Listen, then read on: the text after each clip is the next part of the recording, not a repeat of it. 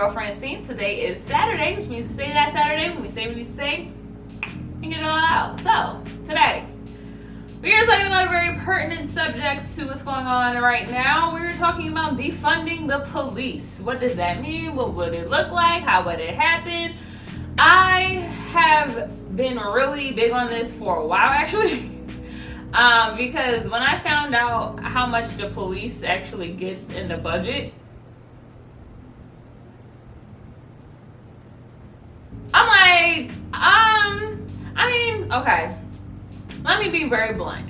I very much understand why we need the police. Now, do I think we should get rid of the police in general? No, I don't. Do I think that the police is involved in things that they shouldn't be? Yes. Do I think that at the end of the day, the police budget shouldn't be half of the budget for a city? Yes. Do I think that the police should be getting more than most countries' militaries do in the United States? No. Like, I think that should not be okay. So let's kind of dive into it. I want to talk more about what would it mean, right? What would it mean to defund the police? It would pretty much mean we're not saying take all the money from the police, but also we're saying that, like, take certain parts of the budget, certain amounts. I mean, if you didn't see, LA apparently decided to take 100 million to 150 million from the police budget, but when you look at the fact that LA's budget for the police is like $1 billion, that ain't really much. So, I mean, it's the least they could do, right? But they get high amounts of money to the police because, well, let's just say that Saturday, I can say my opinion. People believe that the police is actually the thing that's keeping their community safe, and I'm going to get to that in a minute. That's not completely what it is. It's not. Actually, studies show that police actually make the communities less safe. Oh my God, who would have thought? But that's not what we're talking about right now. We're talking about money. So money goes into the police because, of course, people are scared of crime. Crime is scary. All we report about is crime. If you ever watch the news, it's always about some type of crime. And so we're saying take some money from that, take it and put it to things that actually will also help the communities. Because when you have communities that are, flourishing on their own, a lot of times, lo and behold, crime goes down. So we're talking about putting money into education. If the schools are good, the kids are going to school, they feel more involved in school, they have better teachers, they have better activities, they have counselors, they have music, they have, sports, things they want to do after school. Less people on the streets. Safer, right? If we put more things into just youth development and activities, so, getting kids into certain things that can help them with a job, getting kids, into certain organizations that will help their community. I think but it shows that is very good at getting kids to be more involved. If you get them more involved in their community at a younger age, then once they get older, their thoughts and their ideas of their community are totally different, right? And then you put more money into mental health. Now, all last month, I talked about how mental health causes criminal activity, causes homelessness, causes issues with being able to get a job and being employed. I mean, at the end of the day, if you fix mental health, you fix a lot of things all in one. Put money into housing, better places to live. You're not living in a place where you don't really want to be at. Like, you're not living in a place where you feel like nobody cares about you. I mean, I remember walking through plenty of places and being like, wow, they really don't care. Like, they don't care. Like, they're not fixing up these buildings. They're not, putting things in the community. So if you fix up the housing and you fix up the communities, it's a lot more understanding and want to be a part of your community. So let's look at,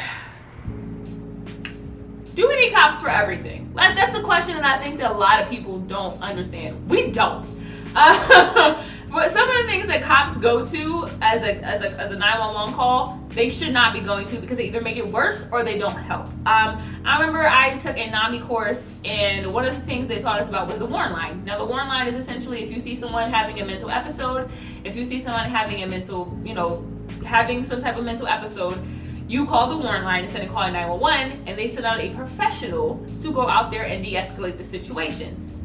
That to me makes a lot more sense because if you've ever seen, I don't remember when this was, but I remember a while ago, there was a man who was with an autistic child, and they called the police because the child was getting aggressive because, he was autistic and he was trying to calm him down. He knew what he was doing, but somebody called the police because he was being, aggressive. And the police came and started shooting. Now the professional was there trying to de-escalate the situation, and someone called the police, and then it became violent. It wasn't violent. He may have been aggressive, but he was not hurting anyone. And now they come shooting at people. And the social worker, I believe, got shot. Does that seem like it helped the situation? No, not really. No. So that's what I'm saying. Like things like mental health issues, they should definitely be dispatching social workers, the people who are taught to de-escalate situations. You know, things like that. Things like domestic violence. A lot of times, from what I've heard from, unfortunately, not unfortunately, it was through work. So knowing a lot of domestic violence survivors, I mean, it's unfortunate that they've been through that. But anytime they wouldn't even call the police because the police either would not do anything or would make the situation worse. So if you send out social workers, if you send out professionals who are taught to de-escalate the situations, you know, there's domestic violence advocates who could go out and talk to the women and see if they need any help, see if they need shelter, see if they can get somewhere safe. That seems to me to be more important than sending a police officer out there for something that can be de-escalated without having to be somebody who may be, I mean, let's be real, violent. Like police can sometimes get violent. Substance abuse overdoses. A lot of times the police are not necessary for that.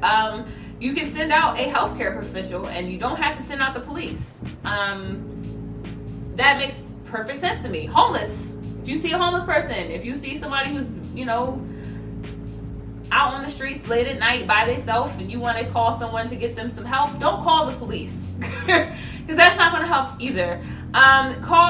They should be sending out social workers. Social workers are set up to help homeless individuals. I know because I work with plenty of homeless individuals, and they usually have a social worker eventually. They have to find them on their own. But if we sent them out there to help them, and see, this is the thing, we don't put money into things like social workers or healthcare officials who could be able to advocate and help these people. We put it in the police, which don't help the situations. But then, I mean, like I said, let's look into how much money we actually spend on the police and why do they get so much money. In the U.S., the police budget is $115 billion. That is more than every country's military budget.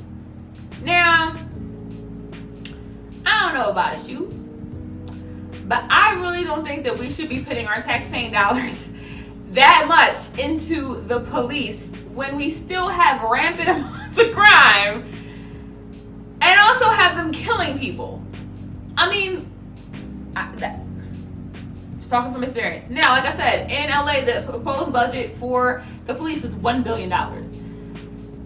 In New York, it's $6 billion, which is more than half of the city's budget. And the thing that makes it very interesting is, would crime go up if the police were defunded, if we didn't put as much money into them? And the answer is no. Actually, it probably would go down. Because the studies have shown that when you put more resources into communities, crime goes down. So there was a study that showed that 10%, if you add 10% more if you add 10% more in non-college educated men's wages, crime goes down by 10 to 20%. Who would have thought? Giving people more money would not want them to want to commit crimes. I mean, I don't condone looting, but I think a lot of it has to do with the fact that we have a bunch of people who are now unemployed who now have to somehow figure out a way to live, and they unfortunately took a very bad opportunity. Like when you take care of the citizens, when you give them the amount of money and to put into, we always talk about the economy, to put into the economy, a lot less crime happens because they don't have to turn to criminal activity to make money. Who would have thought? Also, alright, back to regular spiritual programming. My battery died. I guess they didn't like me talking so badly about the police. Anyway, like I was saying, also, the police is horrible at solving crime. The police's rate of solving crimes are very low, and they're even lower when the person who is the crime committed against them are a person of color. Who's surprised? Not me. The police kill more people than any other the police in the United States kill more people than any other developed country in the world. And in a study, it showed that in the first 24 days of 2015, the police killed more people than the 24 years in England and Wales. So like I said, we're giving the money to solve crimes. We're giving the money to make crime rates lower. We're giving the money to protect and serve. And it seems like they're not protecting anybody. Now, again, let me reiterate. I'm not saying I want to get rid of the police, because I think in certain situations, yeah, the police is definitely necessary. I'm not in any way, shape, or form saying that the police should be completely gone. But I feel like if we put more money into other things, this wouldn't even be a problem, because it seems like if we're not solving the crimes can be prevented before they even happen if we just put money into these other things. But people are saying, okay, well, why don't Joe Biden, y'all, the now Democratic nominee, is saying, well, we can just reform the police. We don't have to defund the police. Why are we taking their money away? Well, we've already shown that reform doesn't work. Police have body cameras. Well, that was a form of reform. Don't work. Police have had several trainings about how to apprehend someone, several trainings of how to de-escalate situations, several trainings about how to deal with people if they're resisting arrest without using deadly force. This is not reform. I don't understand how you can reform something that has consistently been changing over time that has not done anything. It's still the same. And also, if you use the money for something else, it definitely will give more of an opportunity for these communities to not even need the police that much in the first place. This is the thing that I think I'm starting to understand, is that we want to have the police in these cities for some reason. We want to have the police in marginalized communities for some reason. We want to have more people arrested for some reason. When I worked at the DA's office, I did an internship at the DA's office, and one thing that I realized is that they consistently they wanted the police to keep going out, keep getting people, and it was like, why? Why do we want to put people in jail? I feel like if we're in a society that wants to be peaceful, why would we want to keep having people who have to go to jail? If you can tell, I'm not working for the DA's office now after figuring that out. But my thing is, why would we want to have a huge amount of police officers all over the place? Now, granted, like I said, that is jobs that we're creating by putting people in the police force. But if we create jobs in other places, i.e. education, housing, youth services, some of these people may go into that. And then, they're doing it in a peaceful way. I mean, I think just having people around with guns who can shoot people or put people in jail isn't really helping anybody when our jails we have the hugest jail population in the world. That's not something to be proud about. And if it's just putting people in jail, just say it. If you just want to put people in jail, that's fine. But if you actually want to help the people in the communities and actually stop crime from happening, I feel like this is probably the best way to do it. But that's just me. What do I know? With that being said, that is my little rant after my camera decided to shut off on me and not let me be great. But if you like this video, hit the like button. If you don't like this video, I'm sure some people don't care. Hit the dislike button. Thanks for watching. And if you want to share this video to kind of educate people, I know, like I said, the defund the police has been going around all for the last couple weeks or so. So if you want to educate somebody or give somebody an opinion that may be able to make them understand exactly what's going on, share the video. If you haven't subscribed already, subscribe button right down there. And I will see y'all tomorrow for the news. Thankfully, the news this week isn't as anchoring as it was last week, because I feel like, I'm taping this on Wednesday. It might be. We just halfway through the week, so who knows? Tomorrow we may have an alien invasion. The way 2020 is going, I wouldn't be surprised.